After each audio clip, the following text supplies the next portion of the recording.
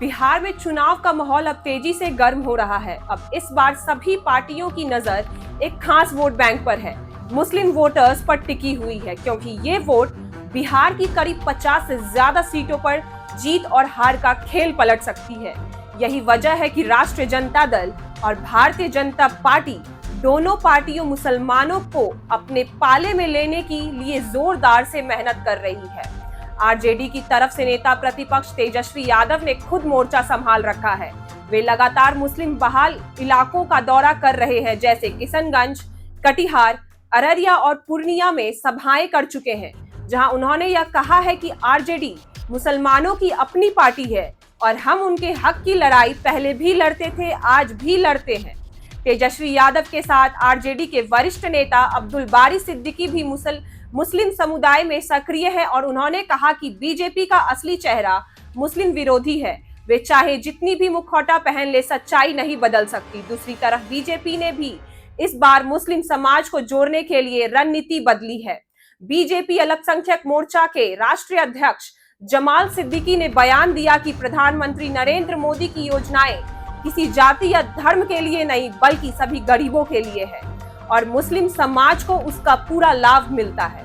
Bihar BJP के अध्यक्ष सम्राट चौधरी ने भी कहा कि मुस्लिम वोट सिर्फ डर और भावनाओं में नहीं, अब विकास देखकर पड़ेगा और बीजेपी ने हर घर तक काम पहुंचाया है। बीजेपी की रणनीति यह है कि मुस्लिम महिलाओं को उज्जवल योजना, आवास योजना, शौचालय और मुफ्त अनाज जैसी योजनाओं से जोड़ा जाए।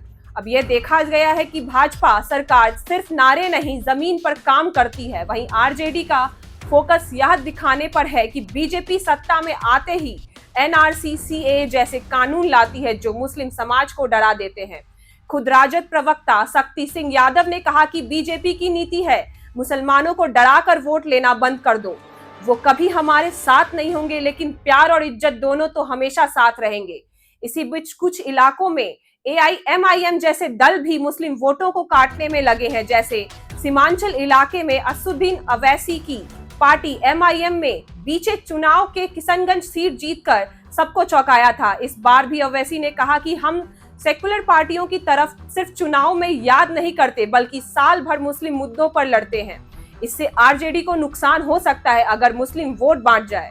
ऐसे में तेजस्वी यादव ने संकेत दिया कि वो एआईएमआईएम से भी गठबंधन का रास्ता खुला रखेंगे ताकि मुस्लिम वोटों का बंटवारा ना हो। दूसरी ओर बीजेपी की रणनीति यह है कि वो सीधे एआईएमआईएम को बढ़ावा ना दे, लेकिन मुस्लिम वोटों के बांटने से वो खुद फायदे में आ जाए। कुछ मुस्लिम बुद्धिवादी अब सवाल भी उठा रहे हैं कि क्या आरजेडी ने अपने लंबे शासनकाल में मुस्लिमों को सिर्फ वादे दिए हैं या वाकई कुछ किया भी है। युवा मुस्लिम नेता फजैन सिद्दीकी कहते हैं कि आरजेडी की सरकार में हमें सिर्फ चुनावों में याद किया गया, लेकिन हमारे बच्चे के लिए स्कूल, नौकरियां, सुरक्षा की गारंटी नहीं दी गई।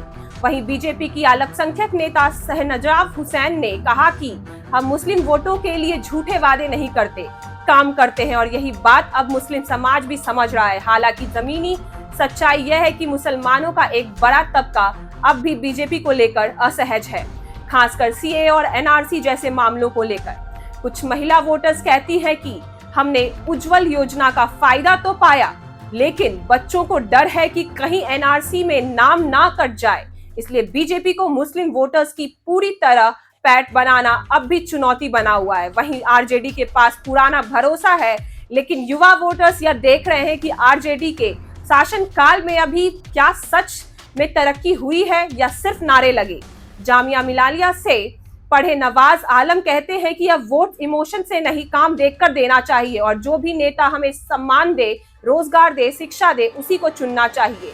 यानी मुस्लिम समाज अब पूरी तरह बटा हुआ है, वह समझदारी से वोट डालना चाहता है। कुछ इलाकों में मुस्लिम महिलाएं कहती है कि उन्हें आरजेडी पर भरोसा है, क्योंकि लालू यादव के समय उनके समाज को इज्जत मिली थी, लेकिन अब वो बीजेपी के कर्मों को भी देख रही हैं, जैसे उज्जवल योजना और शौचालय योजना।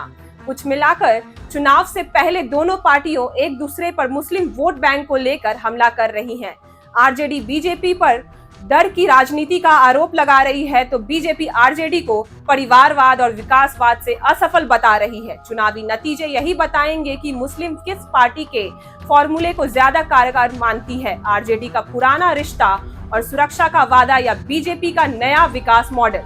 फिलहाल यह कहना गलत नहीं होगा कि मुस्लिम वोट बिहार चुनाव का सबसे बड़ा टर्निंग पॉइंट बन सकता है और इसी वजह से हर नेता अब मस्जिद की तरफ देख रहा है और हर पार्टी की कोशिश यह है कि वो खुद को मुस्लिम हितैषी दिखाए, चाहे वो तेजस्वी यादव हो जो दाढ़ी वाले इमाम से मिलकर फोटो खिंचवा रहे हों या सम्राट चौधरी जो अल्पसंख्यक सम्मेलन में कड़ाई से चिकन बिरयानी खा रहे हों और कह रहे हो हम आपके भाई हैं, दुश्मन नहीं। ऐसे में ये साफ है कि इस बार की बिहारी चुनाव केवल सीटों की लड़ाई नहीं, भरोसे और बदलाव की परीक्षा है और उसका फैसला करेंगे वही लोग जिन्हें अब तक सिर्फ वोट बैंक समझा जाता था।